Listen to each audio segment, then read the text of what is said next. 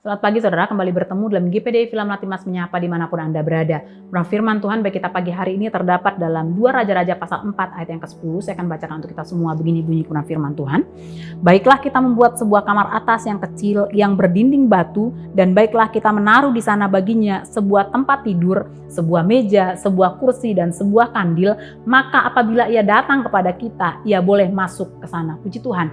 Saudara, salah satu buah roh adalah kemurahan. Ya, dan dalam Matius pasal 5 ayat yang ke-7 firman Tuhan katakan, berbahagialah orang yang murah hatinya karena mereka akan beroleh kemurahan. Saudara, inilah yang sedang dilakukan oleh perempuan Sunem berserta dengan suaminya dalam cerita yang kita baca 2 Raja-Raja pasal 4 ayat yang ke-10 tadi ya. Perempuan Sunem ini sering memperhatikan ketika Nabi Elisa datang melayani di daerah mereka. Perempuan Sunem ini berserta dengan suaminya mengundang Nabi Elisa untuk singgah ke rumah mereka. Dan ketika Nabi Elisa ini datang ke rumah mereka untuk singgah di rumah mereka, mereka menjamu Nabi Elisa dengan makanan. Namun saudara berkat Tuhan tidak puas hanya sampai dengan menjamu Nabi Elisa. Perempuan Sunem berserta dengan suaminya ini juga membuatkan satu tempat, membuatkan satu kamar di loteng atas rumah mereka. Dikatakan mereka membuat kamar dengan dinding batu dan menyediakan segala perlengkapan yang Nabi Elisa ini perlukan. Sehingga kalau sewaktu-waktu Nabi Elisa ini kembali datang ke daerah mereka dan singgah ke rumah mereka, Nabi Elisa memiliki tempat untuk beristirahat. Saudara, apa yang perempuan Sunem ini lakukan bersama dengan suaminya adalah sesuatu yang tulus. Mereka melakukan ini dengan murah hati. Kemurahan hati mereka lakukan tanpa mengharapkan imbalan dari Nabi Elisa. Namun kita tahu Allah yang kita sembah adalah Allah yang tidak pernah berhutang. Tanpa perempuan Sunem ini duga, tanpa perempuan Sunem dan suaminya ini duga, kemurahan hati mereka dibalas oleh Tuhan dengan anugerah yang luar biasa. Apa yang mereka peroleh? Tuhan menghadirkan seorang anak laki-laki di tengah keluarga ini melalui doa Nabi Elisa.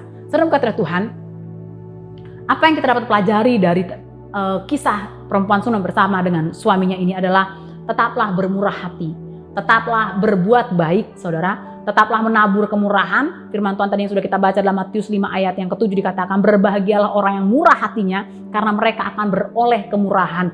Ketika kita melakukan segala sesuatu, bermurah hati kepada siapapun, bermurah hati dengan orang-orang di sekitar kita tanpa mengharapkan imbalan, ketahuilah bahwa Allah yang kita sembah adalah Allah yang tidak pernah berhutang. Segala sesuatu kebaikan yang kita lakukan kepada orang di sekitar kita, perbuatan baik ini yang akan terus menyertai setiap kehidupan kita. Karena janji Tuhan, siapa yang bermurah hati, maka mereka akan beroleh kemurahan. Kalau kita rindu dalam setiap kehidupan kita, kita boleh melihat kemurahan Tuhan yang luar biasa. Maka pagi hari ini saya mengingatkan bagi kita semua, jangan pernah lelah, jangan pernah letih, jangan pernah kecewa.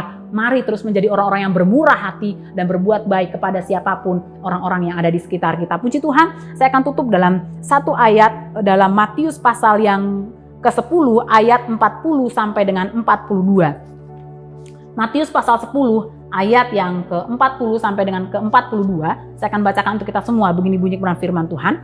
Barang siapa menyambut kamu, ia menyambut aku. Dan barang siapa menyambut aku, ia menyambut dia yang mengutus aku. Barang siapa menyambut seorang nabi sebagai nabi, ia akan menerima upah nabi. Dan barang siapa menyambut seorang benar sebagai orang benar, ia akan menerima upah orang benar. Dan barang siapa memberi air sejuk secangkir saja pun kepada salah seorang yang kecil ini, karena ia muridku, aku berkata kepadamu, sesungguhnya ia tidak akan kehilangan upahnya daripadanya. Puji Tuhan. Firman Tuhan mengingatkan kita pagi hari ini bahwa ketika kita melakukan kebaikan, ketika kita melakukan kemurahan, mungkin bukan orang yang kita baikin atau bukan orang yang kita tolong yang melakukan kebaikan kembali kepada kita. Tapi ketika kita menabur kemurahan, maka kemurahan Tuhan akan menyertai kita. Ketika kita melakukan hal-hal yang baik, maka kebaikan demi kebaikan daripada Tuhan yang akan menyertai setiap kehidupan kita. Puji Tuhan, biar kiranya ini boleh memberkati setiap kehidupan kita. Mari kita bersatu dalam doa. Tuhan, kami bersyukur buat kebenaran firman-Mu yang kembali mengingatkan kepada kami bahwa kami harus hidup Tuhan dengan penuh kemurahan kepada siapapun orang-orang di sekitar kami, karena hidup kami sampai saat ini juga hanya oleh karena kemurahan Tuhan. Biarlah terus kemurahan, anugerah Tuhan boleh menyertai setiap kehidupan kami, sehingga hari-hari depan kami boleh melihat bahwa penyertaan Allah yang luar biasa yang senantiasa memberkati setiap kehidupan kami.